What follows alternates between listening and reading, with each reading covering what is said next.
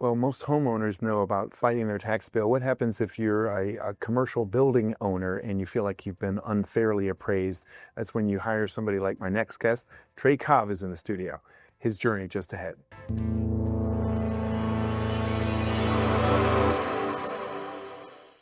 Many are predicting that the worst is yet to come, which is unfortunate, said one person here.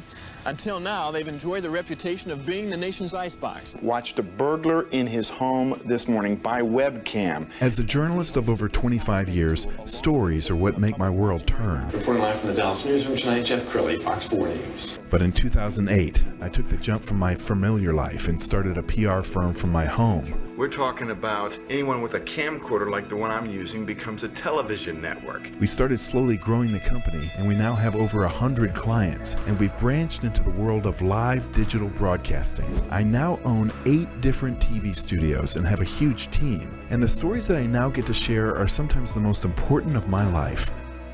Life has a funny way of coming around full circle. This is the Jeff Crilley Show.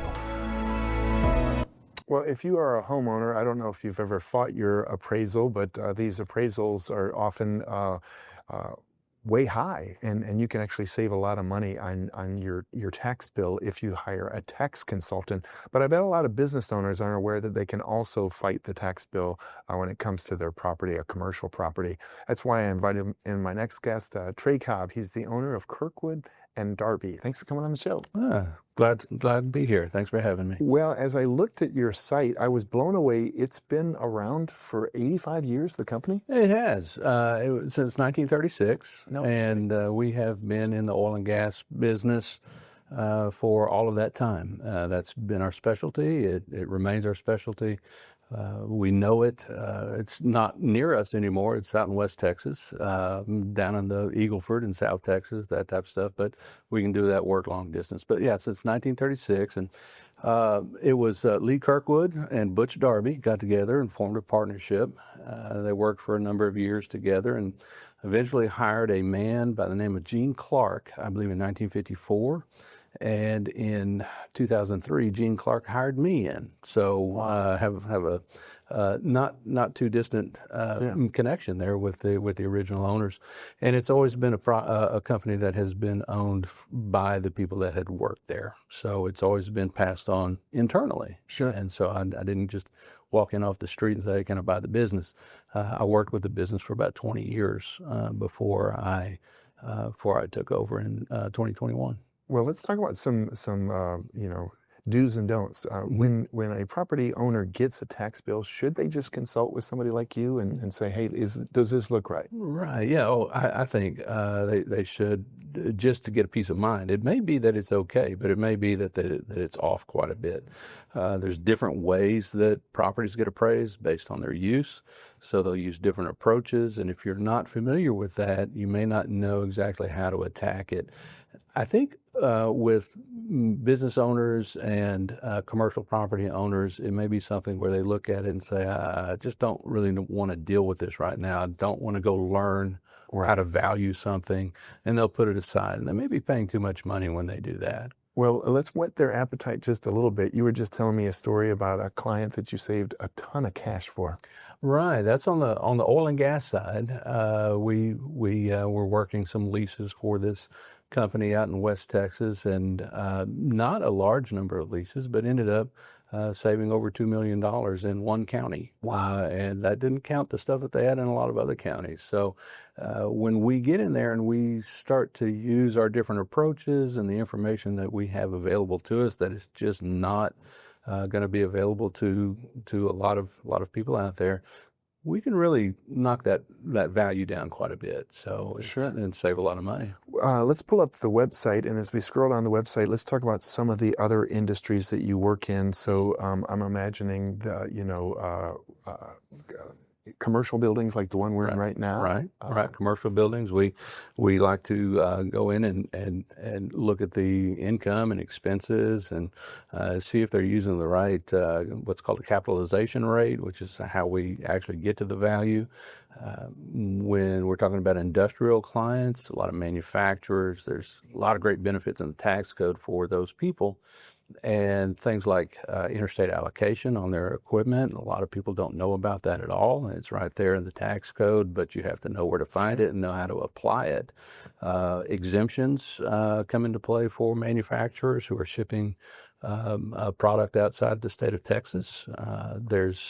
We do a lot of things on obsolescence so that we can not just depreciate it based on its age, but based on certain factors that may make your machinery obsolete. We can apply some factors there and get it even lower. So that's industrial, commercial.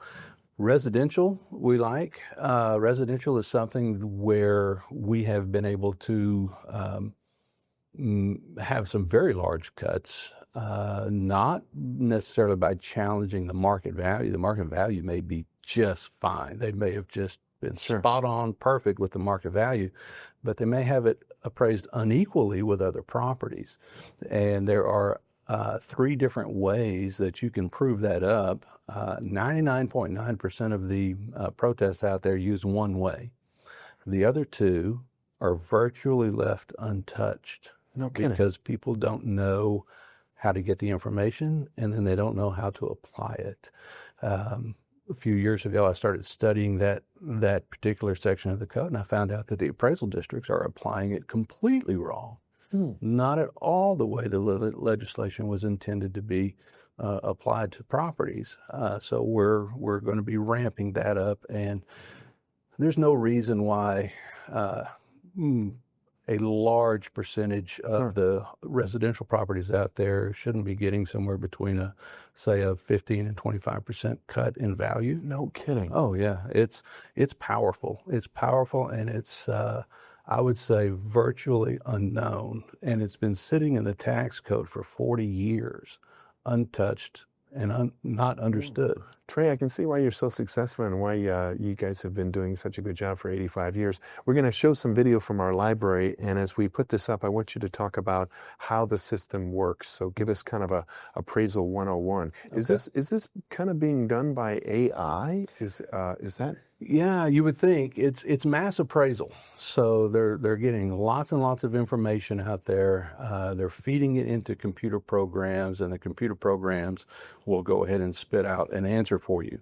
It is appraisers at the appraisal district level, because they have to do mass appraisal. It's not because they're bad appraisers. It's just required that they use mass appraisal, and mass appraisal is going to end up not very specific to the properties that it's appraising. And so the appraisers tend to be more data collectors on your property, right, and less appraisers on your property. But that's the nature of mass appraisal. They have far too many properties that they have to value every year to be able to go in and do an appraisal on each and every one. The same type of appraisal, say, like if you were selling your house. So it's very imprecise. I have to imagine after a while, because you've been doing this for so long, you get a reputation so that if you show up, they know they're dealing with an honest guy, a guy who they've worked with in the past. Does that play a role in what you do? It does. When we're dealing with the appraisers on the other side, we deal with the same ones year after year in the same counties, especially on the oil and gas side of things. It's a little different when you get into commercial or residential. You may not know those appraisers as well. They tend to cycle in and out more.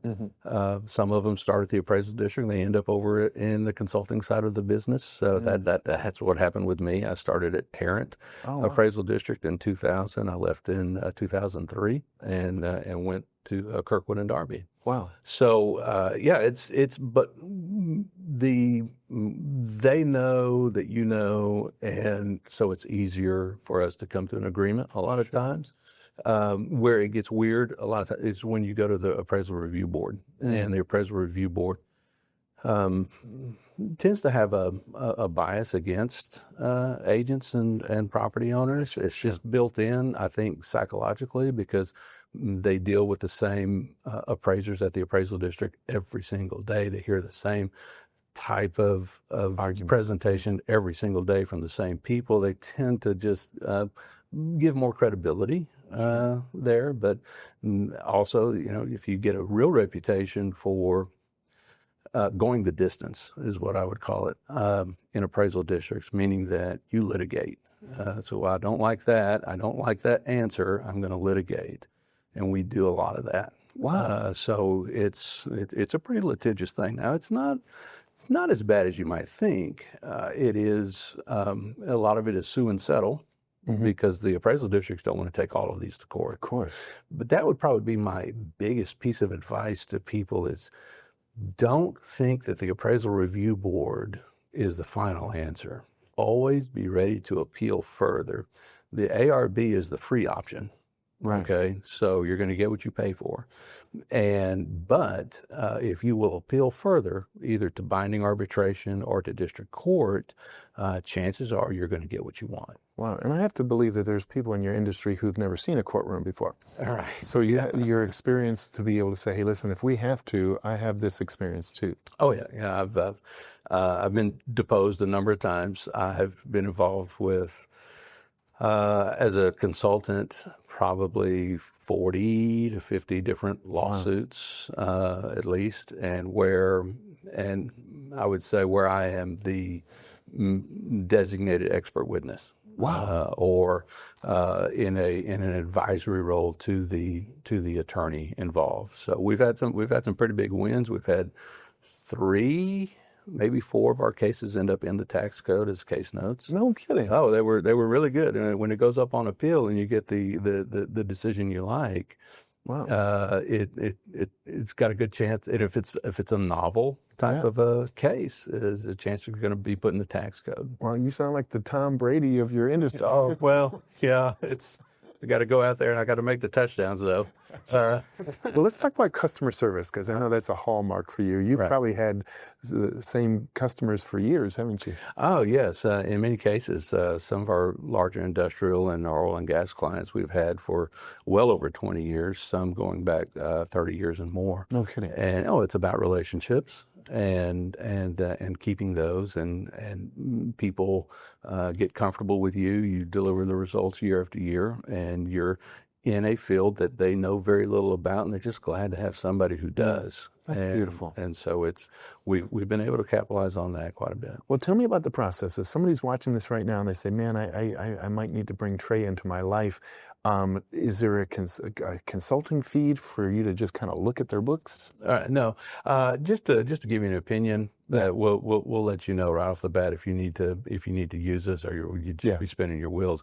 It's a lot of times people look at their tax bill and say it just cannot be that high, and then I look at the data and I say, well, they didn't hurt you that bad. I think you're looking pretty good. Wow. Here. Okay.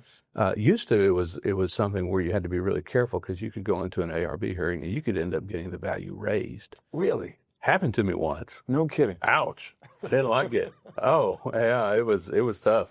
I ended up having to write a check to the owner. No So, kidding. oh well, you got to do that. Well, You can't go in there and let them get slaughtered and say, well, sorry. Every once in a while, Tom Brady lost a few games. Every once in a while, there's an interception there, right? So, but that's rare. Well, that's been written out of the code now. They can't do that. Oh. So thankfully, if you go in there, you are protected that it cannot go up. It can only go down or stay the same. All right, we only have a minute left, so final thoughts. What would you like to leave people with? I would say, when you get that value notice, get on our website. We're at www.kdtax.com. K as in kite, D as in dog, tax.com. There's a contact us section there where you can send us an email and let us know what's going on. We'll let you know our thoughts. But I would say do that, reach out to us, and then when you start that process, think about the long game, think about going all the way. That's a great way to end this show. We're also going to leave you with that website one more time, kdtax.com, the great Trey Cobb. Thanks for coming on the show. Thank you for having me. You bet. That's it for now. We'll see you next time.